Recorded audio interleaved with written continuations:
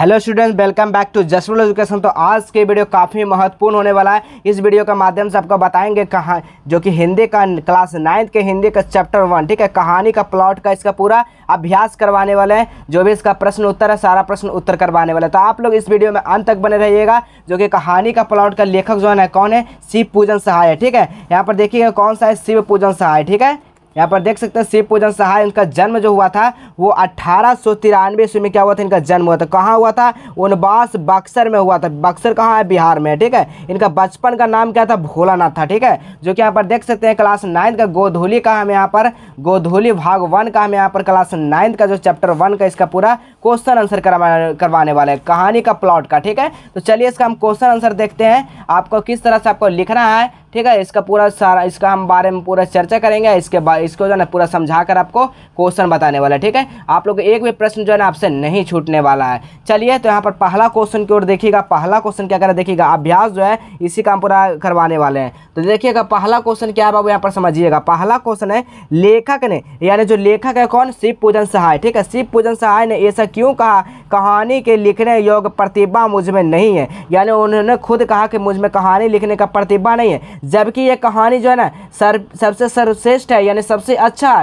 फिर भी कौन है, लेखक। लेखक ने कहा कि जो है ना कहानी का प्रतिभा जो है मुझ में नहीं है, ठीक है। ऐसा क्यों कहा थे, तो यहाँ पर समझिएगा वो खुद को जो है ना बड़ाई करना नहीं चाहते थे, कौन, शिव पूजन सहाय, ठीक है। देखिएगा यहाँ पर कहा पहला का आंसर इस तरह से लिखना। देखिएगा पहला का आंसर हो गया लेखक। लेखक कौन है, शिव पूजन सहाय को अपनी बड़ाई खुद करने में विश्वास नहीं है। वो अपना जो बड़ाई है जो खुद में विश्वास करना नहीं वो रखते हैं, ठीक है। क्योंकि लेखक को कला होना चाहिए, लेखक को क्या होना चाहिए, कला होना चाहिए। और यहाँ लेखक का कलावध भी अपने यानी कि अपने को नहीं मानते, यानी लेखावध भी अपने को नहीं मानते। लेखक की जो है ये आरंभिक रचना है, क्या है, लेखक को क्या है, ये आरंभिक रचना है। पहला का यही आपका आंसर लिखना है। अगला प्रश्न देखिएगा। अगला प्रश्न क्या करा, लेखक ने भगजोगनी का नाम क्यों रखा है। तो भगजोगनी का इनको नाम रखा था, वो गाँव देहात के बोल चाल के भाषाओं में क्या रखा था, भगजोगनी का नाम रखा था, ठीक है। भगजोगनी का जैसे देखते हो ना गाँव देहात में उनका दो नाम 3 नाम रख देते हैं। तो गाँव देहात में जो बोल चाल के भाषा में है इसीलिए उनको भगजोगनी नाम रखा, ठीक है। तो इसका विस्तार से आप लोग आंसर लिखना चाहते हैं, इस तरह से आप लोग लिखिएगा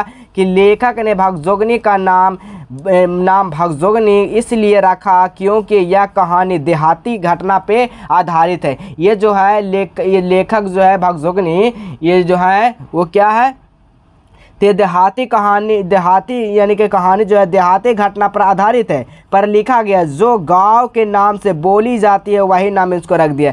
गांव के नाम से पर बोली जाती है वही इसको भगजोगनी नाम रख दिया, यही आपका आंसर हो जाएगा। चलिए अब अगला प्रश्न देखते हैं। अब अगला प्रश्न देखिएगा। अगला प्रश्न क्या कर रहा है, मुंशी जी के बड़े भाई का क्या नाम था। तो मुंशी जी का बड़े भाई का नाम क्या था, बताइएगा, दरोगा था ना जी, क्या था, दरोगा, ठीक है। क्या नाम था, दरोगा, और क्या था, दरोगा था नाम था, और कौन था, सिपाही था, ठीक है। क्या नाम था, सिपाही नाम था, आपको याद रखना क्या नाम था, दरोगा और सिपाही नाम था। इसी तरह देखिएगा। अब अगला प्रश्न देखिएगा। अगला प्रश्न क्या कह रहा है, अगर विस्तार से लिखना चाहते हैं तो इस तरह से भी आप लोग लिख सकते हैं, मुंशी जी का बड़े भाई का नाम सिपाही दरोगा था। आपके ऑब्जेक्टिव प्रश्न में पूछा जाएगा कि मुंशी जी का बड़े भाई का नाम जो था वो क्या नाम था, तो याद रखिएगा सिपाही नाम था। क्या नाम था जी, सिपाही नाम था, ठीक है, बिल्कुल आपको याद रखना है। चलिए अब अगला प्रश्न देखिएगा। अगला प्रश्न क्या करा, 4 नंबर क्वेश्चन है, देखिएगा। चौथा नंबर क्वेश्चन क्या करा, दरोगा जी तरक्की रुकने का क्या वजह थी।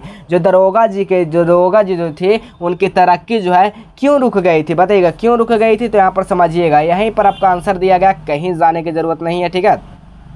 इसके बारे में भी हम बताएंगे आपको। देखिएगा किनकी, दरोगा जी की एक घोड़ी बची थी, किसके, दरोगा जी के जो थे वो के घोड़ी बची थी, जो तो महज 7 रुपये के, मतलब कि महज मतलब वो 7 रुपये की थी, और मगर ये कान काटती थी। ये तुर्की यानी कि तुर्की घोड़े की, यानी कि कम वक्त बारूद की पुड़िया थी। कम वक्त क्या हुआ, कम वक्त जो है बारूद की पुड़िया थे। बड़े बड़े अंग्रेज अफसर उस पर दांत गड़ाए रह गए, बड़े बड़े अंग्रेज जो है उस पर दांत गड़ाए रह गए, मगर दरोगा जी ने सबको नींबुआ नोन चटा दिया। इसी घोड़े के बदौलत जो है उनकी क्या हुआ, तरक्की जो है क्या हो गया बाबू, रुक गई, ठीक है। क्या हुआ, तरक्की जो है क्या हुआ, रुक गई, ठीक है। देखिएगा यहाँ पर क्या कर रहे हैं, यहाँ पर देखिए सारा यहाँ पर शब्द का यहाँ पर दिया गया कि प्लॉट मतलब क्या हुआ, कथाकार हुआ। ठीक है, यहाँ पर सारा कुछ दिया गया। ठीक है, इससे भी आप लोग मिला सकते हैं। यहाँ पर क्या कह रहा है, नींबुआ नून चटा दिया, तो इसमें अगर दिया हो गया होगा तो यानी कि उसको मतलब क्या हुआ, एक तरह से कह सकते हैं उसको मतलब नहीं दिया। दरोगा जो घोड़ा जो है लेने की कोशिश कौन कर रहा था, तो यहाँ पर अंग्रेज बड़े बड़े अफसर जो है, लेकिन उसको जो है नहीं दिया। यही नहीं कहने का मतलब है, यही आपका जो है आंसर हो गया। ठीक है, यही आपका आंसर लिखना। तो किस तरह से लिखना है, तो यहाँ पर देखिएगा आपको जो लिखना है, दरोगा जी के आस पास जो एक घोड़ी बची थी। देखिएगा क्या कहाँ पर क्वेश्चन पहले समझिएगा। ठीक है, कोई मुंशी जी का तरक्की जो है ना क्यों रुक गई थी, तो यहाँ पर मुंशी जी का जो है एक इसके पास एक घोड़ी बची थी जो महज 7 रुपये की थी, मगर कान काटते थे। तुर्की घोड़े के कमबख्त बारूद की पुड़िया थे जो बड़े बड़े अंग्रेज अफसर उस पर दांत गड़ाए रह गए। मतलब कि उस पर जो है ना लेने के लिए वो दांत गड़ाए रह गए, मगर वो दरोगा जी जो है सबको जो नींबू नून चटा दिया। इसी घोड़ी का बदौलत जो है उनकी तरक्की जो है क्या हुआ, रुक गई। ठीक है, चलिए अगला प्रश्न देखिएगा। अगला प्रश्न क्या कर रहा है, 5 नंबर क्वेश्चन क्या कर रहा है, 5 नंबर क्वेश्चन समझिएगा। 5 नंबर क्वेश्चन क्या कह रहा है, देखिएगा 5 नंबर क्वेश्चन क्या कह रहा है समझिएगा। 5 नंबर क्वेश्चन है, मुंशी जी अपने बड़े भाई से कैसे उरीन हुए। उरीन का मतलब समझ रहे हैं, उरीन का मतलब जो हुआ क्या हुआ बताइएगा, उरीन का जो मतलब क्या हुआ बताइएगा, उरीन का मतलब क्या हुआ। तो ऋण का कहने का मतलब हुआ कि वो क्या हुआ, ऋण मुक्त हो गए। क्या हो गया, वो ऋण मुक्त हो गए। कैसे वो ऋण मुक्त हुए बताइएगा, कैसे वो ऋण मुक्त हुए, तो ऋण मुक्त मतलब क्या हुआ, ऋण मुक्त हो गए। यानी कि ऋण मतलब क्या हुआ, ऋण मुक्त होना। ऋण मुक्त कैसे हो गए, तो अपने घोड़े को बेचकर जो है ना वो क्या हो गया, वो ऋण मुक्त हो गए, यानी बड़े भाई यानी कि दरोगा जी से। ठीक है, तो यहाँ पर आंसर किस तरह से लिखना है देखिएगा। मुंशी जी अपने बड़े भाई उरीन होने के लिए एक घोड़े अफसर हाथ यानी कि हाथ खासी रकम का घोड़े को जो है बेच दिए। ठीक, क्या किया, वो बेच दिए। उसके बाद वो क्या हो गए, उरीन हो गए बड़े भाई से। ठीक है, इसी तरह से आपको लिखना है। उरीन मतलब देखिए यहाँ पर लिखा गया होगा उरीन, उरीन मतलब क्या होगा देखो यहाँ पर, चलिए यहाँ पर लिखा गया होगा उरीन। देखिए यहाँ पर, हाँ देखिए ऋण लिखा गया जो कि ऋण मुक्त, यानी कि ऋण मुक्त होना। क्या हुआ, ऋण मुक्त होना मतलब कि जो भी कर्ज लिए हैं वो कर्ज चुका कर वो है ऋण मुक्त हो जाना। ठीक है, अगला प्रश्न देखिएगा। थानेदार की कमाई और फूस का तापना दोनों बराबर है, लेखक ऐसा क्यों कहते, क्यों कहते लेखक ऐसे, तो समझिएगा 6 का आंसर इस तरह से लिखना है। देखिएगा 6 का आंसर हो जाएगा, दरोगा जी के रहते मुंशी जी मौज मस्ती उनके मरने के बाद खत्म हो गए। दरोगा जी जब रहते थे तो मुंशी जी को क्या होता था, मौज मस्ती होता, लेकिन दरोगा जी मर गए उसके बाद जो इनका जो मौज मस्ती वो क्या हो गया, खत्म हो गया। यही आपका आंसर लिखना। अगला प्रश्न देखिएगा, मेरी लेखनी में इतनी जोर नहीं कि ऐसा लेखक जो ने क्यों कहते थे, क्यों कहते थे, तो देखिएगा क्यों कहते थे।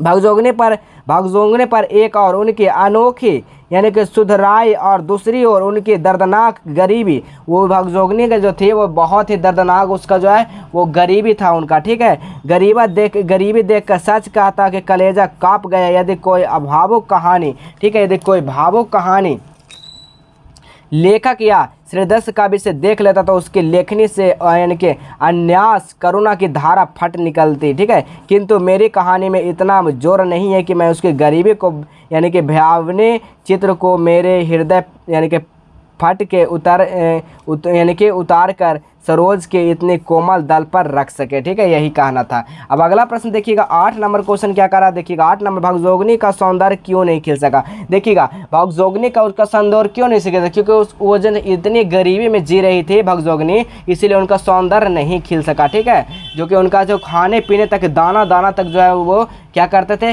वो अपने दाने दाने तक, देखिएगा यहाँ पर विस्तार से बताते हैं कि दाने दाने तक क्या करते थे, वो तरसती रहती थी। कौन, भगजोगनी। ठीक है, तो इसको विस्तार से आंसर लिखने के लिए समझिएगा। भगजोगनी का सौंदर्य नहीं खिलने का मुख्य कारण जो था वो गरीबी था। वह दाने दाने को तरसते रहती थी। एक बेता कपड़े के लिए भी मुमताज, यानी एक बेता के लिए उसको कपड़े के लिए जो है ना उसको मुमताज मतलब क्या बहुत ही मुश्किल थी, किसकी, भगजोगनी के। ठीक है, भगजोगनी के जो है मुमताज़ थी, ठीक है। सिर में लगाने के लिए एक चुल्लू यानी कि अलसी का तेल भी सपना हो गया। भगजोगनी को चुल्लू भर तेल के लिए उसके अपने बालों में लगाने के लिए उसका सपना बना रहता था। सपना में वो देखता था कि हम चुल्लू भर यानी कि हम अब तेल लगा रहे। समझिए इतना ही इसका भावुक दर्दनाक ये जो थी गरीबी इसकी थी, किसके? भगजोगनी के, ठीक है। सपना रहा था, इसलिए भगजोगनी का सौंदर्य नहीं खिला। सौंदर्य मतलब क्या हुआ बताइएगा? सुंदरता जो है इसीलिए इसका जो है नहीं खिल सका, इसी के गरीबी के कारण, ठीक है। चलिए अगला प्रश्न देखिएगा। अगला प्रश्न क्या करा? 9 नंबर क्वेश्चन है, मुंशी जी गल यानी कि फांसी लगाकर क्यों मारना चाहते थे?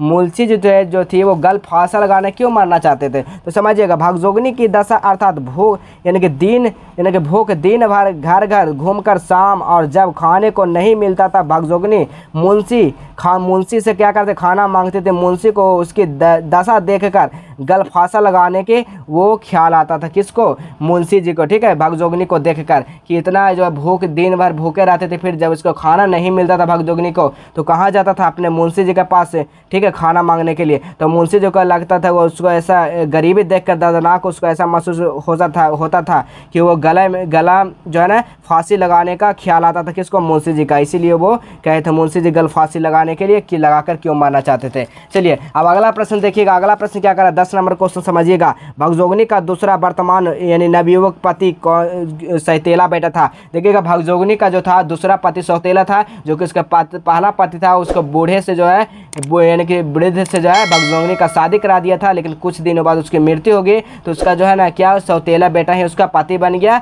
और यह बेटा यह घटना समाज की किस बुराई के लिए संकेत करती है? तो चलिए इसको भी विस्तार से हम इसका आंसर बताते हैं। भगजोगनी का जो है ना भगजोगनी का शादी जो है वृद्ध से हुई थी और उसके तरुणा आते ही मर गया, यानी कि उसका कुछ दिन होते ही उसको मर गया। वह युवती उसका सौंदर्य उनके वर्तमान पति का स्वर्गीय धन है, यानी कि जो सौंदर्य जो उसके वर्तमान पति जो था वर्तमान मतलब जो था उस समय उसका स्वर्गीय धन है। दूसरी पति उसका सौतेला बेटा, दूसरा पति जो था उसका सौतेला था। यह समाज की नियति इस वातावरण से जीने का क्या करती है? मजबूर करती है। यही आंसर हो जाएगा 10 का, ठीक है। 11 का आंसर जो है आपको इसका खुद देना है। इस कहानी का सारांश जो है अपने शब्दों में, यानी जो इस कहानी में लिखा गया है इस कहानी को आप लोग बारीकी से पढ़ना है, समझना है, ठीक है। इसको पूरा अच्छे से समझ लीजिएगा। उसके बाद जो है इसका सारांश लिखना है यहाँ पर कि इसके बारे में क्या आपको ऐसा अच्छा लगा, क्या इसमें आपको बुराइयाँ लगा, क्या आपको इसमें खराबी देखे, क्या आपको अच्छाइयाँ लगा। सारा इस कहानी को पढ़ने के बाद ही आपको इसमें सारांश इसके बारे में लिखना है, ठीक है। आपके लिए प्रश्न होमवर्क रहा, आप लोग इस सारांश को जरूर आप लोग कॉपी पर नोट करेंगे क्योंकि सारा क्वेश्चन हमने आपको बता दिया समझाकर। तो आप लोगों को वीडियो पसंद आएगा तो लाइक कर दीजिएगा। मिलेंगे फिर नेक्स्ट वीडियो में, तब तक के लिए जय हिंद, वंदे मातरम।